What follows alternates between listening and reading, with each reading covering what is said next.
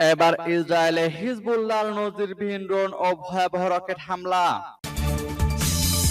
আরো বিস্তারিত জানিয়ে দিব। এদিকে রাশিয়াকে কয়েকশো ব্যালিস্টিক ক্ষেপণাস্ত্র দিচ্ছে ইরান, সেনাদের দিয়েছে প্রশিক্ষণ। এবার লেবাননে ইসরায়েলি হামলা, হামাসের আরো এক দুষ্ট কমান্ডার নিহত। এদিকে যুদ্ধের প্রস্তুতি নিতে সামরিক মহড়া চালাচ্ছে আইআরজিসি। আরো জানিয়ে দিব, ইমরান খানকে ছাড়া রাজনৈতিক স্থিতিশীলতা আসবে না পাকিস্তানে, দাবি রিপোর্টে। এদিকে গাজার স্কুলে ইসরায়েলের হামলা নিয়ে যা বললেন কমলা হ্যারিস। এবার আমন্ত্রণ পায়নি ইসরায়েল, প্রতিবাদে নাগাসাকির স্মরণ সভা বর্জন যুক্তরাষ্ট্রের। এবং সর্বশেষে জানিয়ে দিব, এদিকে আগামী 24 ঘন্টা ইসরায়েলের জন্য সবচেয়ে ভয়াবহ, দাবি রিপোর্টে। শুনছিলেন সংবাদ শিরোনাম, এখন বিস্তারিত। তবে তার আগে অনুরোধ থাকবে, এই ভিডিওতে একটি লাইক দিন এবং কমেন্টস করে জানিয়ে দিন আপনি কোন জেলা থেকে বা কোথায় থেকে আমাদের সাথে যুক্ত রয়েছেন। এবং সংবাদের সর্বশেষ গুরুত্বপূর্ণ আপডেট পেতে চ্যানেলটি সাবস্ক্রাইব করে আমাদের সঙ্গেই থাকুন। আবারও ইসরায়েলে হিজবুল্লাহর নজিরবিহীন ড্রোন ও রকেট হামলা। ইসরায়েলের উত্তর অংশে নজিরবিহীন হামলা চালিয়েছে লেবাননের সশস্ত্র গোষ্ঠী হিজবুল্লাহ। ইসরায়েলি বাহিনী লেবাননের সিডন শহরে হামাসের একজন শীর্ষ পর্যায়ের কমান্ডারকে হত্যা করার পর এ প্রতিশোধমূলক হামলা চালায় হিজবুল্লাহ। শনিবার এক বিবৃতিতে হিজবুল্লাহ জানিয়েছে, উত্তর ইসরায়েলের সাফাত শহরের কাছে মিজবে অ্যালন সামরিক ঘাঁটিতে হিজবুল্লাহ যোদ্ধারা ব্যাপক হামলা চালায়। এই ঘাঁটিকে ইসরায়েলি সেনারা তাদের সমাবেশ এবং অভিযান পরিচালনার কেন্দ্র হিসেবে ব্যবহার করে থাকে। এছাড়াও এই ঘাঁটি থেকে জরুরি ভিত্তিতে গোলাবারুদ সংগ্রহের কাজও করে থাকে দখলদার বাহিনী। হিজবুল্লাহ আরো জানায়, ওই ঘাঁটিতে অবস্থানরত ইসরায়েলি সেনা কর্মকর্তা ও সাধারণ সৈনিকদের উপর সরাসরি ড্রোন দিয়ে হামলা চালানো হয় এবং এতে নিশ্চিতভাবে ব্যাপক হতাহতের ঘটনা ঘটেছে। এদিকে লেবাননের আল মায়াদিন টিভির প্রতিবেদন অনুযায়ী হিজবুল্লাহ ঘোষণা করেছে, তাদের যোদ্ধারা ইসরায়েলের রামিয়া সামরিক ঘাঁটিতে ড্রোন হামলা চালিয়ে গুপ্তচর সরঞ্জামগুলোকে ধ্বংস করেছে। হিজবুল্লাহ ইসরায়েলের আল মালিকিয়া ঘাঁটিতে একটি আর্টিলারি আক্রমণ এবং তাল শাহারে অবস্থিত ইসরায়েলি সামরিক ঘাঁটিতে রকেট হামলারও ঘোষণা দেয়। গোষ্ঠীটি জানায়, রকেট হামলাটি সফলভাবে লক্ষ্যবস্তুতে আঘাত করেছে।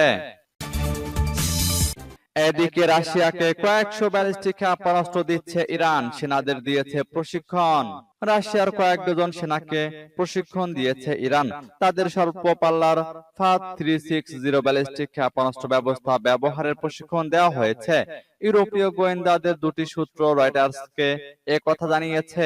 ওই সূত্র আরো জানিয়েছে, তারা ধারণা করছেন অবিলম্বে রাশিয়াকে কয়েকশো স্যাটেলাইট চালিত অস্ত্র দিতে যাচ্ছে ইরান। আর এসব অস্ত্র ইউক্রেনে চলমান যুদ্ধে ব্যবহার করবে রাশিয়া। গত 13 ডিসেম্বর তেহরানে ইরানের কর্মকর্তা ও রাশিয়ার প্রতিরক্ষা মন্ত্রণালয়ের প্রতিনিধিদের মধ্যে একটি চুক্তি হয়েছে।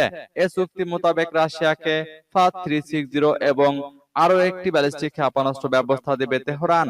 এসব অস্ত্র তৈরি করেছে ইরানের সরকারি প্রতিষ্ঠান অ্যারোস্পেস ইন্ডাস্ট্রিজ অর্গানাইজেশন। খুবই স্পর্শকাতর বিষয় হওয়ায় নাম গোপন রাখার শর্তে এমনটাই জানিয়েছে এই গোয়েন্দা সূত্র। গোয়েন্দা সূত্রের খবর, রুশ সেনাদের একটি দল ফাদ-360 ব্যালিস্টিক ক্ষেপণাস্ত্র ব্যবস্থা ব্যবহারের কৌশল শিখতে ইরানে গিয়েছিলেন। এসব ক্ষেপণাস্ত্র সর্বোচ্চ 120 কিলোমিটার দূরের লক্ষ্যে হামলা চালাতে পারে, বহন করতে পারে 150 কেজি ওয়ারহেড। এবার লেবাননে ইসরায়েলি হামলা, হামাসের আরো এক দুষ্ট কমান্ডার নিহত। ইসরায়েলি বাহিনীর বিমান হামলায় লেবাননে শামের আল হাজ নামে হামাসের আরো এক দুষ্ট কমান্ডার নিহত হয়েছেন। লেবাননের বন্দর শহর সিডন থেকে 60 কিলোমিটার দক্ষিণে একটি আইন আল হিলোয়ে নামের একটি ফিলিস্তিনি শরণার্থী শিবিরের কাছে নিহত হয়েছেন সামের। হামলায় তার দেহরক্ষীও গুরুতর আহত হয়েছেন। হামাসের 3টি সূত্র এ তথ্য রয়টার্সকে নিশ্চিত করেছে। সূত্র আরো জানিয়েছে, নিহত সামের আল হাজ ওই শরণার্থী শিবিরের নিরাপত্তার দায়িত্বে ছিলেন। গাজা উপত্যকা নিয়ন্ত্রণকারী সশস্ত্র রাজনৈতিক গোষ্ঠী হামাসের জ্যেষ্ঠ নেতাদের একটি অংশ কাতার ও লেবাননে বসবাস করেন। লেবানন ভিত্তিক সশস্ত্র গোষ্ঠী হিজবুল্লাহ হামাসের মিত্র। 2023 সালের 7 অক্টোবর ইসরায়েলের ভূখণ্ডে অতর্কিত হামলা চালায় হামাস যোদ্ধারা। সেই হামলায় নিহত হন অন্তত 1200 জন মানুষ।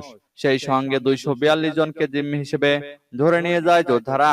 অতর্কিত ওই হামলার জবাব দিতে এবং জিম্মিদের মুক্ত করতে ওই দিন থেকেই গাজায় সামরিক অভিযান শুরু করে ইসরায়েলের প্রতিরক্ষা বাহিনী, যা এখনো চলছে। ইসরায়েলি বাহিনীর অভিযানে এ পর্যন্ত গাজায় নিহত হয়েছেন 40,000-এরও বেশি ফিলিস্তিনি এবং আহতের সংখ্যা ছাড়িয়েছে প্রায় 1 লাখ। সূত্র রয়টার্সের। এদিকে যুদ্ধের প্রস্তুতি নিতে সামরিক মহড়া চালাচ্ছে আইআরজিসি। যুদ্ধের প্রস্তুতি নিতে সামরিক মহড়া শুরু করেছে ইরানের রেভলিউশনারি গার্ড কোর। শুক্রবার দেশের পশ্চিমাঞ্চলে শুরু হয়েছে এই মহড়া, চলবে মঙ্গলবার পর্যন্ত। রোববার ইরানের সরকারি বার্তা সংস্থা ইরনা এই ঘোষণা দিয়েছে বলে জানিয়েছে বার্তা সংস্থা রয়টার্স। সশস্ত্র বাহিনীর একজন কর্মকর্তা ইরনাকে জানিয়েছেন, যুদ্ধের প্রস্তুতি ও সতর্কতা বাড়াতে ইরাকের সীমান্তের কাছে পশ্চিমাঞ্চলীয় কেরমানশাহ প্রদেশে এই সামরিক মহড়া শুরু হয়েছে। তেহরানে 31 জুলাই হামাস প্রধান ইসমাইল হানিয়াকে হত্যার পর ইরান ইসরায়েলের বিরুদ্ধে প্রতিশোধ নেওয়ার প্রতিশ্রুতি দেওয়ার পর এই মহড়া শুরু করেছে ইরান। ইরান এবং ফিলিস্তিনি সংগঠন হামাস হানিয়ার হত্যাকাণ্ডের জন্য ইসরায়েলকে দায়ী করেছে, যদিও ইসরায়েল এই হামলার দায় স্বীকার করেনি বা অস্বীকারও করেনি। তবে হানিয়ার ওই হত্যাকাণ্ডের পর গাজায় ইসরায়েল হামাস যুদ্ধ মধ্যপ্রাচ্যে একটি সর্বাত্মক যুদ্ধের আশঙ্কা বাড়িয়ে দিয়েছে। শুক্রবার ইরানি গণমাধ্যমের উদ্ধৃতি দিয়ে রেভলিউশনারি গার্ডের ডেপুটি কমান্ডার আলী ফাদাবি বলেছেন, হানিয়া হত্যাকাণ্ডকে কেন্দ্র করে ইসরায়েলকে কঠোর শাস্তি দেওয়ার নির্দেশ দিয়েছেন ইরানের সর্বোচ্চ নেতা আয়াতুল্লাহ খামেনি। সর্বোচ্চ শক্তি নিয়োগের মাধ্যমে হানিয়া হত্যার প্রতিশোধ নেওয়া হবে বলেও জানান তিনি। এবার ইমরান খানকে ছাড়া রাজনৈতিক স্থিতিশীলতা আসবে না পাকিস্তানে, দাবি রিপোর্টে। ইমরান খানের দল পাকিস্তান তেহরিকে ইনসাফকে দমন করা হয়েছে বলে ক্ষমতাসীন সরকারের প্রতি অভিযোগ তুলেছেন PTI vice chairman Shah Mahmud Qureshi. একই সঙ্গে তিনি বলেছেন, দলের প্রতিষ্ঠাতা ইমরান খানের ভূমিকাকে স্বীকৃতি না দেওয়া পর্যন্ত রাজনৈতিক স্থিতিশীলতা আসবে না পাকিস্তানে। শনিবার লাহোরের কোট লাখপত কারাগারে সাংবাদিকদের সঙ্গে অনানুষ্ঠানিক আলাপের সময় কুরেশি এসব কথা বলেন। তিনি আরো বলেন, ইমরান খান একটি রাজনৈতিক বাস্তবতা। এই বাস্তবতাকে মেনে না নিলে আমাদের দেশ কখনো রাজনৈতিক স্থিতিশীলতা অর্জন করতে পারবে না। এ সময় পাকিস্তানে 9 মে 2023 সালের দাঙ্গার পর ইমরানের বিরুদ্ধে দায়ের করা মামলার সমালোচনা করেন এই রাজনীতিক। বলেন, মাত্র 1 বছরের মধ্যে ইমরানের বিরুদ্ধে কয়েক ডজন মামলা দায়ের করা হয়েছে। তিনি 40 বছর ধরে রাজনীতি করছেন, কিন্তু গত 39 বছরে তার বিরুদ্ধে একটিও মামলা হয়নি। এদিকে গাজার স্কুলে ইসরায়েলের হামলা নিয়ে যা বললেন কমলা হ্যারিস। ফিলিস্তিনের অবরুদ্ধ গাজায় একটি স্কুলে ইসরায়েলি বিমান হামলায় বহু বেসামরিক নাগরিক নিহতের ঘটনায় নিন্দা জানিয়েছেন মার্কিন ভাইস প্রেসিডেন্ট ও ডেমোক্রেটিক প্রার্থী কমলা হ্যারিস। বলেছেন, অনেক বেসামরিক মানুষ মারা গেছে। খবর বিবিসির। গত শনিবার গাজা শহরের একটি স্কুলে 2000 পাউন্ডের 3টি বোমা ফেলে ইসরায়েল। এতে ওই স্কুলে অবস্থান নেওয়া শতাধিক মানুষ নিহত হন। ইসরায়েলি আগ্রাসনে বাস্তুচ্যুত ফিলিস্তিনিরা স্কুলটিতে আশ্রয় নিয়েছিলেন। ভয়াবহ এই হামলার ঘটনায় জাতিসংঘ ও ইউরোপীয় ইউনিয়ন সহ বহু দেশ ইসরায়েলের নিন্দা জানিয়েছে।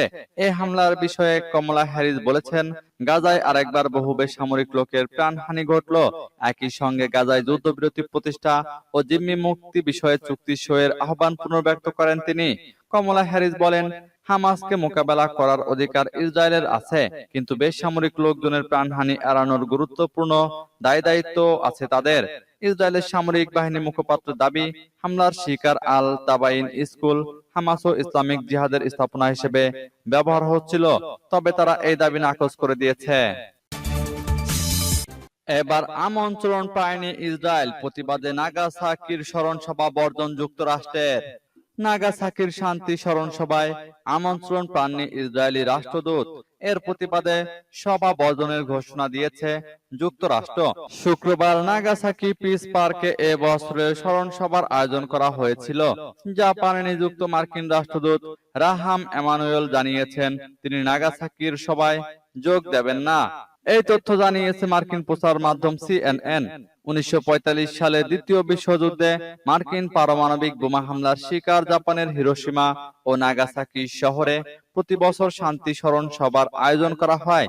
সেখানে 100টিরও বেশি দেশের কূটনীতিবিদরা 1 মিনিট নীরবতা পালন করে দ্বিতীয় বিশ্বযুদ্ধের সেই মর্মান্তিক দিনটিকে স্মরণ করেন। নিরাপত্তাজনিত কারণে ইসরায়েলকে এবারে সভা থেকে বাদ রাখা হয়েছে বলে গত সপ্তাহে সাংবাদিকদের জানিয়েছেন নাগাসাকির মেয়র শিরো সুজুকি। নাগাসাকির মেয়র বলেন, ইসরায়েলকে বাদ দেওয়ায় কয়েকটি পশ্চিমা দেশ হুঁশিয়ারি দিয়েছে। তারা বলেছে, এ ধরনের সিদ্ধান্ত নেওয়া হলে তারাও তাদের প্রতিনিধিদের এই সভায় পাঠাতে দ্বিধাবোধ করবেন। এদিকে আগামী 24 ঘন্টা ইসরায়েলের জন্য সবচেয়ে ভয়াবহ দাবি রিপোর্টে। আগামী 24 ঘন্টা ইসরায়েলের জন্য সবচেয়ে ভয়াবহ সময় বলে দাবি করেছে ইহুদিবাদী মিডিয়াগুলো। ইসরায়েলি গণমাধ্যমগুলোর অনুমান, ইরান ও হিজবুল্লাহ আগামী 24 ঘন্টার মধ্যে ইসরায়েল সরকারের বিরুদ্ধে একযোগে হামলা চালানোর পরিকল্পনা করছে।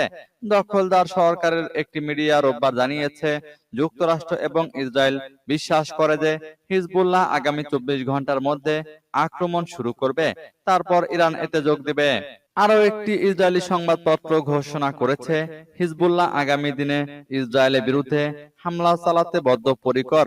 গাজায় যুদ্ধবিরতি সংক্রান্ত আসন্ন আলোচনার প্রেক্ষিতে হিজবুল্লাহ তার পরিকল্পনা পরিবর্তন করবে না বলেও উল্লেখ করা হয়েছে ইসরায়েলি সংবাদপত্রটির প্রতিবেদনে। ইহুদিবাদী মিডিয়ার মতে, দামেস্কে ইরানের কনসুলেট ভবনে ইসরায়েলি বাহিনীর হামলার প্রতিক্রিয়ায় গত এপ্রিলে ইসরায়েলে ব্যাপক ক্ষেপণাস্ত্র ও ড্রোন হামলা চালায় ইরান। সম্প্রতি তেহরানে হামাস নেতা ইসমাইল হানিয়াকে হত্যার প্রতিক্রিয়ায় ইসরায়েলি সরকারকে শাস্তি দেওয়ার প্রতিশ্রুতিও দিয়েছে ইরান সরকার। ইসরায়েলি সূত্রগুলো জানিয়েছে, হানিয়াকে হত্যার কয়েক ঘন্টা আগে লেবাননের বৈরুতে হিজবুল্লাহ কমান্ডার ফুয়াদ শুকুরকেও হত্যা করে ইসরায়েল। এতেই উদ্বেগ, আতঙ্ক আরো তীব্র হয়েছে।